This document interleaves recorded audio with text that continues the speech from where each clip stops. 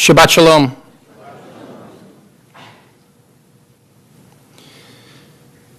Usually, I try to avoid speaking about controversial subjects in the news from this bima.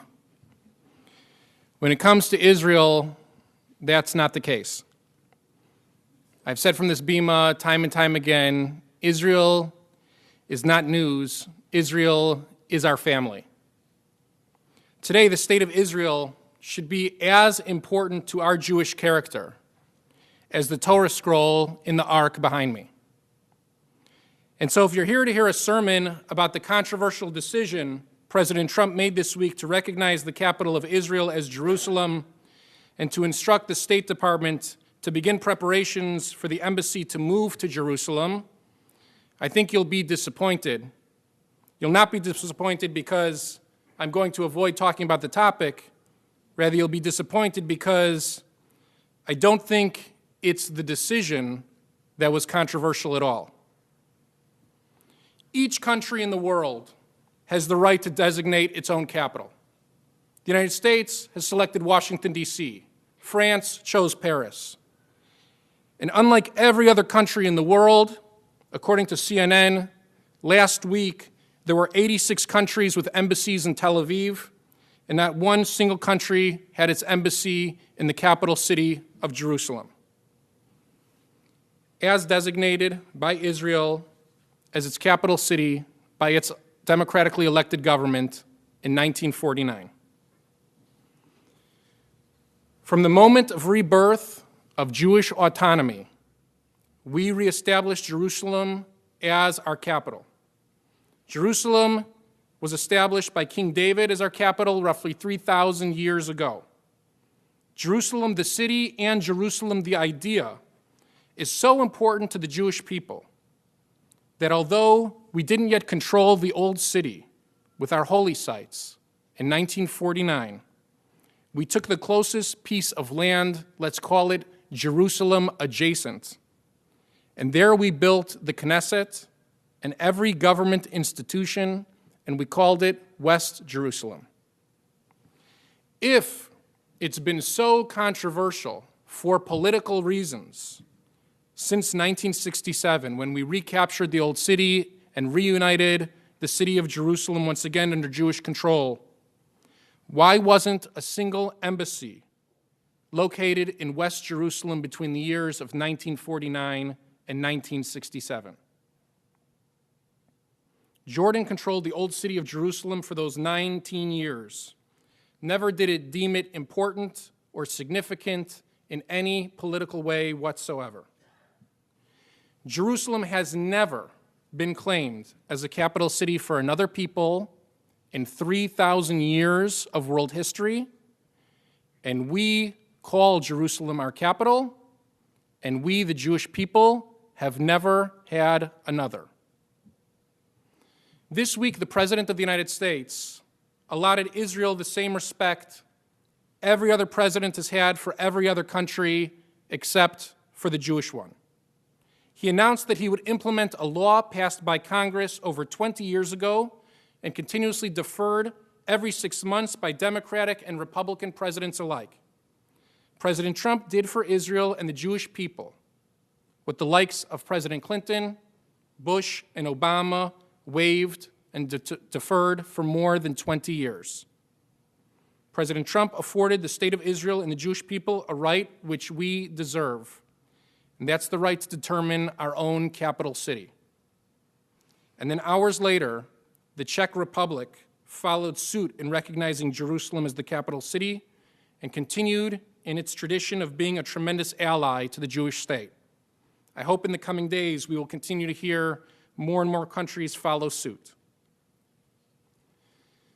The skeptical political pundits, the enraged Arab states, the anti-Semitic European diplomats, none of it was surprising or controversial to me at all. Not an ounce of it controversial. Jerusalem was the spiritual capital of the Jewish people and the political capital of the state of Israel before President Trump acknowledged it as such. And it will be long after all of the European nations and the United Nations condemn it. Nothing changed for the residents of Jerusalem, Jews, Christians, and Muslims. They understand Jerusalem to be the capital of Israel. I was only surprised by the American Jewish response. I believe President Trump's decision taught us more about ourselves than it did teach us about anything else.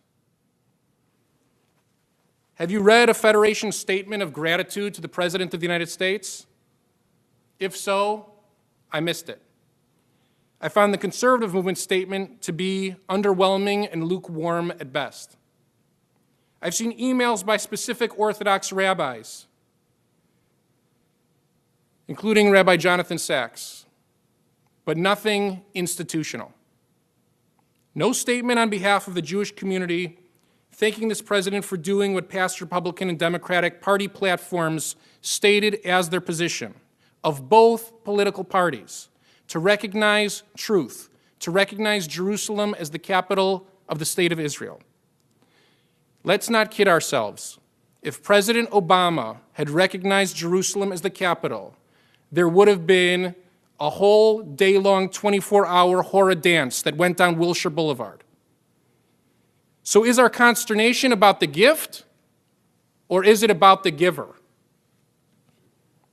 Is our lack of communal joy and gratitude because we don't agree with the message, with the substance of what was said, with the act?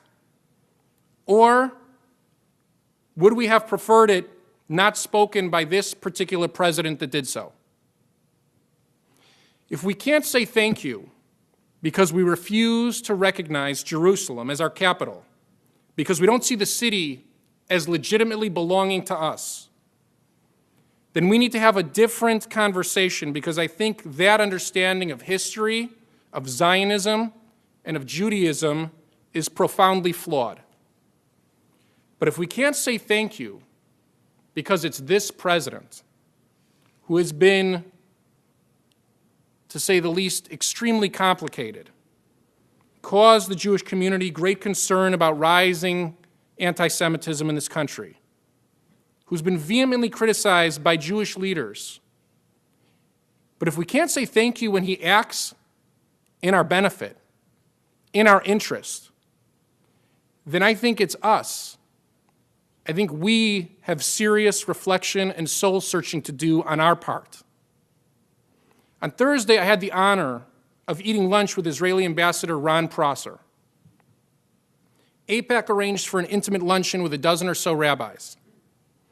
Prosser said, in the simplest way, the announcement this week, the recognition of Jerusalem, was a victory for the state of Israel.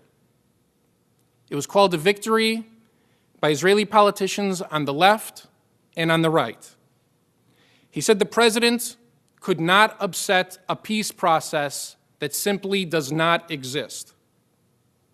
Ambassador Prosser said that for at least the last 15 years, Israel has suggested this move and been met by every president with a consistent State Department rationale of it's not the right time to upset Europe and the Arab states. I want to remind you that if we listened to the world, it's never the right time for Jews to act. This fear-mongering about the Arab street and disastrous diplomacy was the same rationale the State Department used in 1947. Had President Truman listened then, we wouldn't have a state of Israel at all. Nobody wants innocent people to die, ever. But we as Jews, we as Westerners, we as people living in this world today cannot live our lives in fear of terror. What concerned Prosser during lunch is that in his more than 20 years of visiting the United States as an ambassador and working with politicians on both sides of the aisle, he has never seen this country as divided as today. He never dreamt that Jerusalem would become a partisan issue. The law was passed by Congress recognizing Jerusalem under President Clinton, and Israel has enjoyed a good relationship with Democrats and Republicans over the years. What Ambassador Prosser cannot feel is what the rabbis around that table simply take for granted, that American Jews, like all other Americans around us, are now divided along partisan issues, along party lines, in every sense. And we, not they, we, American Jews, endanger Israel by standing this way, because we are responsible for keeping Israel a nonpartisan issue. According to the Associated Press, Rabbi Rick Jacobs of the Union of Reform Rabbis called the announcement, and I quote, ill-timed. Is it ill-timed to recognize Sacramento as the capital of California, or Washington, D.C. as the capital of this great nation? When is the correct timing for a people's right to be recognized, for truth to be recognized? Rabbi Jacobs went on and said, and I quote, "We cannot support his decision to begin preparing that move now, absent a comprehensive plan for a peace process." End of quote.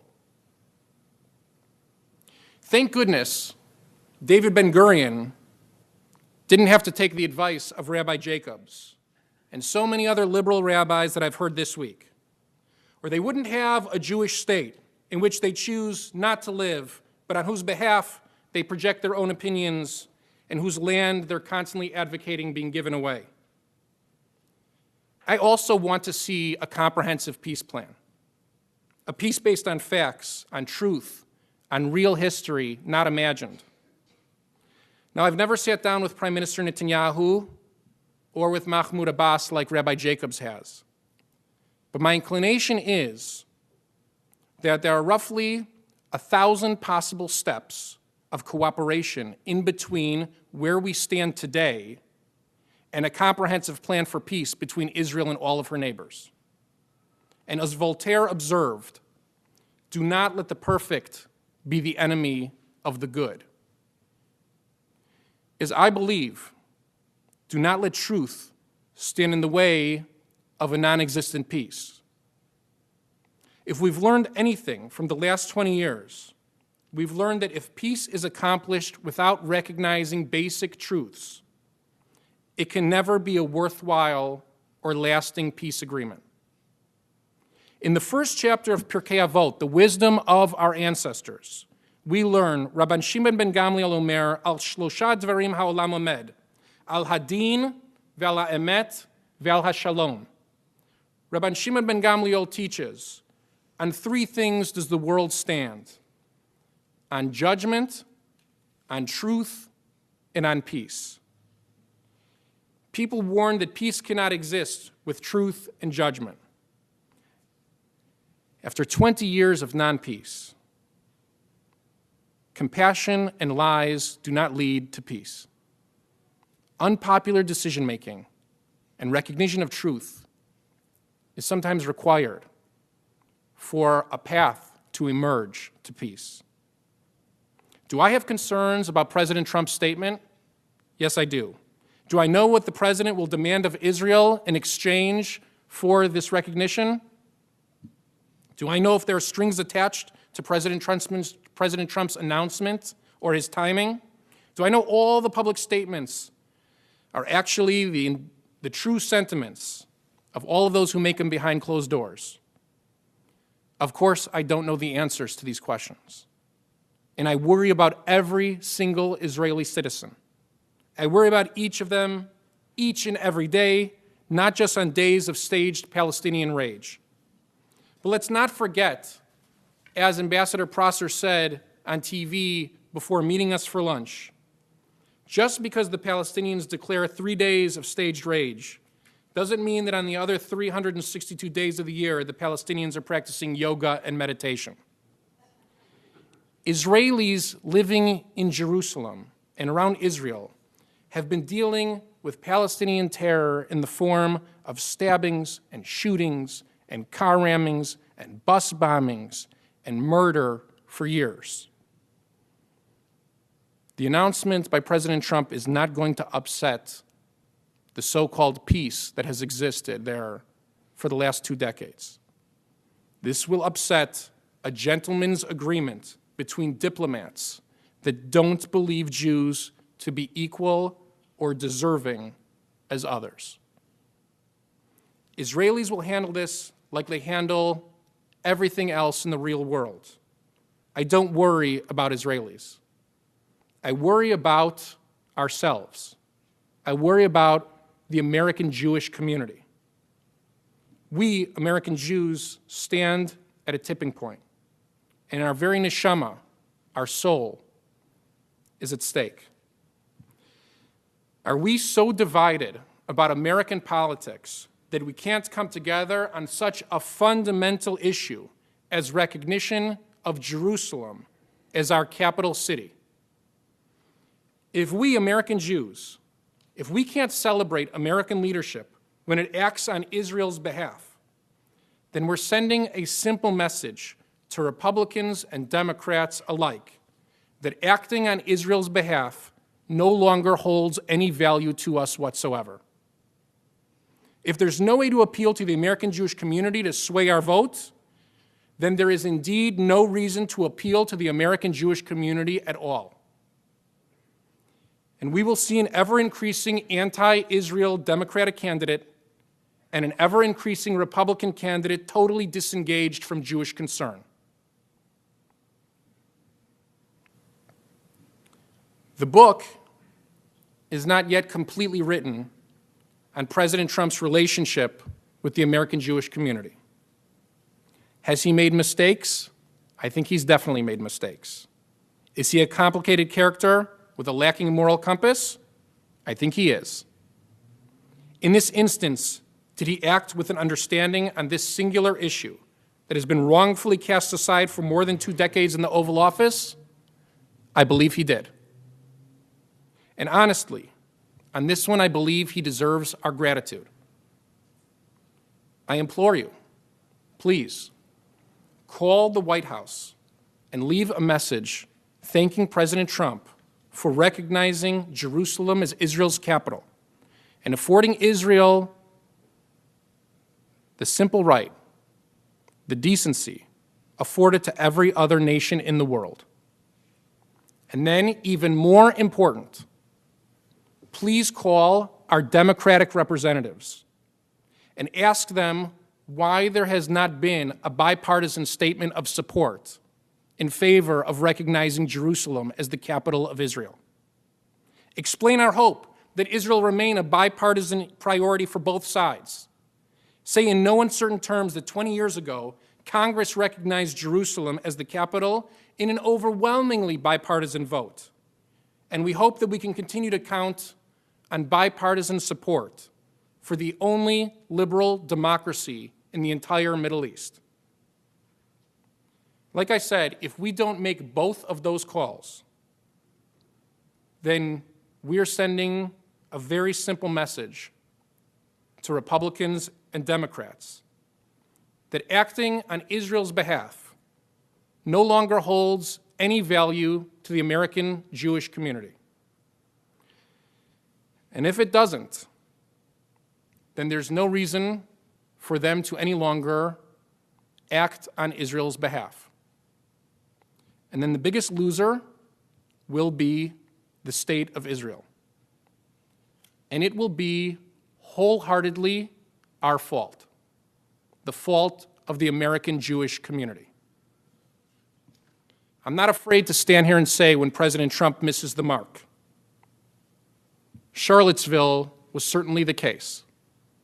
And I'm also not afraid to acknowledge when President Trump hits a bullseye. This was simply deserved and fantastic. Truth and justice succeeded this week for the Jewish people. Let's not let American Jews be those who refuse to recognize it. Let's confirm how crucial Jerusalem is to our identity as a Jewish people, even while living here in the United States of America. And let's all pray that truth and justice bring about a lasting peace. And let us all say, Amen.